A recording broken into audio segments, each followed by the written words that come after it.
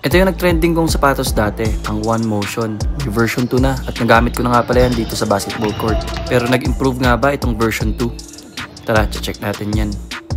Ito nga pala si Kuya Jogs at ito ang One Motion 2.0 Shoe Review. Budget shoe mula sa 361 degrees. Unahin natin ang traction. Malakas at very loud pa rin yung kanyang squeak dito sa indoor. Sa laterals, same sa unang version, napakakapit pa rin. Kahit nagpipick up siya ng dust, hindi gaanong dumudulas. Para sa pressure niya, napaka-solid ng traction. Next naman sa comfort, maganda yung cushioning and impact protection nito. Tapos napakagaan ng sapatos. Flexible yung materials kasi knitted yan. At maganda rin yung kanyang heel to toe transition.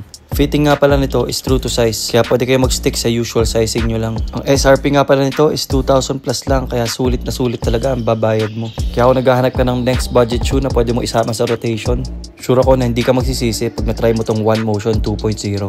Marami pa nga palang ibang kulay available dyan, kaya sa mga gusto mag-order, lalagay ko yung link sa baba. At yan na nga ang One Motion 2.0. Again, this is Kuya Jogs. Peace!